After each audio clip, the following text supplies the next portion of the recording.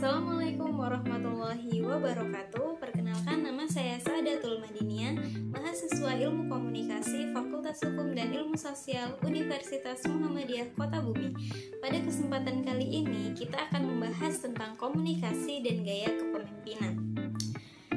Komunikasi memiliki pengaruh yang kuat dalam membentuk sikap dan gaya kepemimpinan seorang dalam suatu organisasi.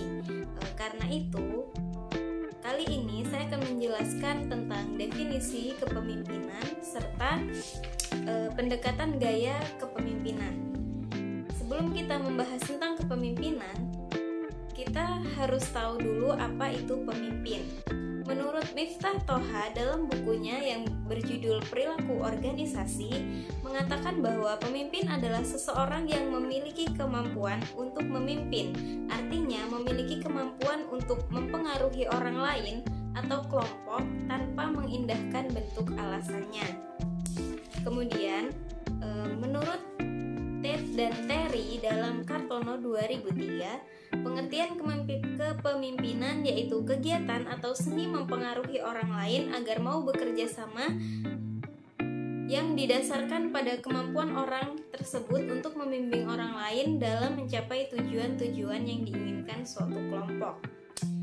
Di sini ada dua peran penting yang terkandung dalam kepemimpinan. Yang pertama yaitu menyelesaikan tugas, artinya tujuan utama dibentuknya kelompok di bawah pemimpin. Para pemimpin harus memastikan bahwa tujuan kelompok akan tercapai. Yang kedua, menjaga hubungan yang efektif, yaitu hubungan antara pemimpin dengan anggota kelompoknya maupun hubungan antar kelompok. Selanjutnya yaitu pendekatan gaya kepemimpinan.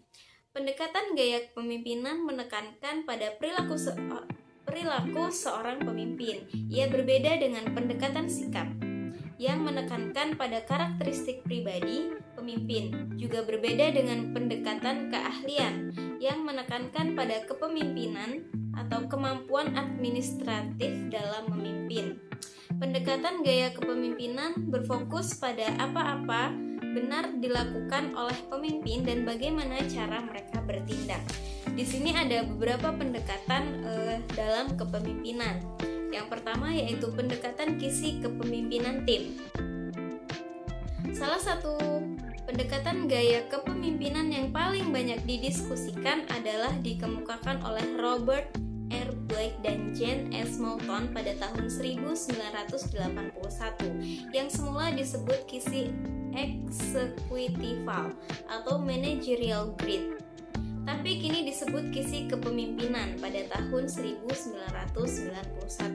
Kisi ini berasal dari hal-hal yang mendasari perhatian yang eksekutif, perhatiannya pada tugas atau hal-hal yang telah direncanakan untuk diselesaikan oleh organisasi dan perhatian kepada orang-orang dan unsur-unsur organisasi yang mempengaruhi mereka.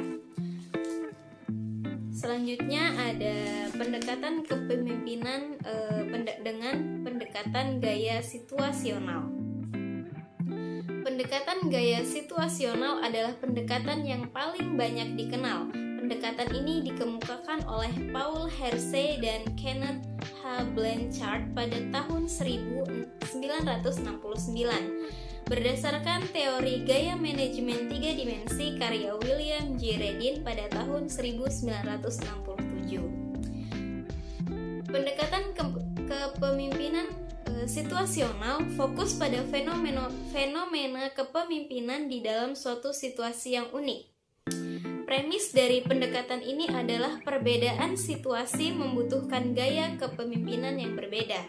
Dari cara pandang ini, seorang pemimpin agar efektif harus mampu menyesuaikan gaya mereka terhadap tuntunan situasi yang senantiasa berubah-ubah. Pendekatan kepemimpinan situasional menekankan bahwa kepemimpinan terdiri atas dimensi arahan dan dimensi dukungan. Setiap dimensi harus diterapkan secara tepat dengan memperhatikan situasi yang berkembang. Guna menentukan apa yang dibutuhkan oleh situasi khusus, pemimpin harus mengevaluasi pekerja mereka dan menilai seberapa kompeten dan besar komitmen pekerja atas pekerjaan yang dilakukan. Selanjutnya ada pendekatan kepemimpinan tim. Tim adalah kelompok di dalam organisasi yang anggota-anggotanya saling bergantung satu sama lain, saling berbagi tujuan bersama, dan didirikan oleh adanya satu orang yang mengkoordinasikan kegiatan bersama mereka. Koordinasi tersebut dilakukan demi mencapai tujuan bersama. Di dalam tim, fungsi utama kepemimpinan adalah berupaya mencapai tujuan organisasi atau tim secara kolektif, bukan individual. Tim umumnya memiliki seseorang atau seorang pemimpin yang telah ditentukan sebelumnya. Pemimpin tersebut dapat berasal dari dalam tim ataupun dari luar tim.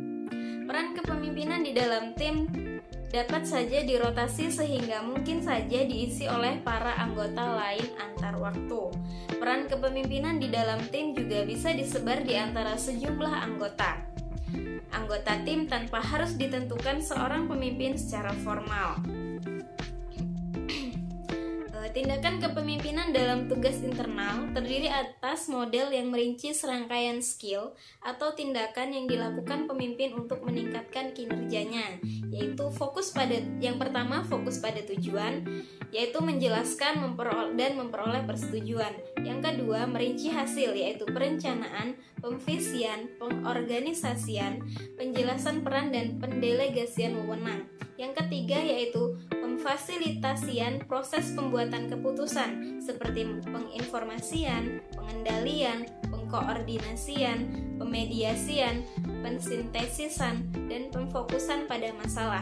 Yang keempat yaitu pelatihan anggota tim sehubungan keahlian yang dibutuhkan dalam pekerjaan seperti pendidikan dan pengembangan. Selanjutnya, pemeliharaan standar prima, yaitu penilaian tim dan kinerja individual, pembahasan kinerja yang tidak sesuai. Selanjutnya ada pendekatan kepemimpinan transformasional. Pemimpin transformasional mengubah nilai-nilai pribadi pengikut untuk mendukung visi dan tujuan organisasi dengan menciptakan lingkungan di mana hubungan dapat dibentuk dan dengan membentuk iklim kepercayaan di mana visi dapat dibagi.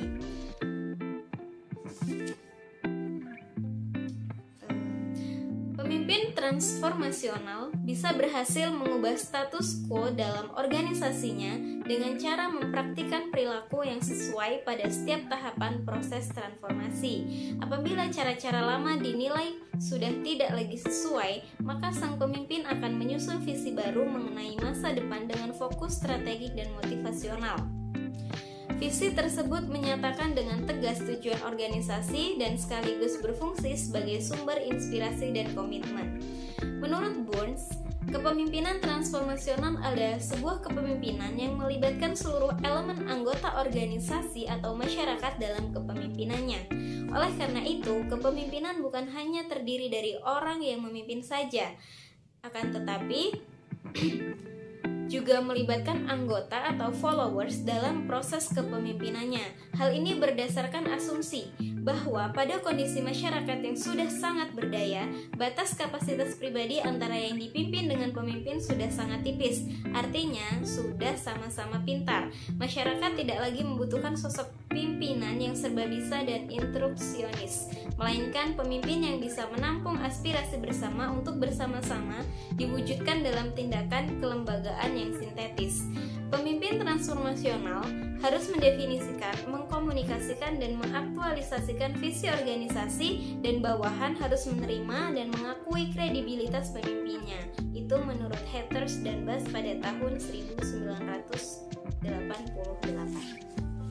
Baik, mungkin itu saja yang dapat saya sampaikan. Apabila ada salah kata, saya mohon maaf, dan kepada Allah saya mohon ampun. Billahi fisabilillah, fastabiqul khairat. Wassalamualaikum warahmatullahi wabarakatuh.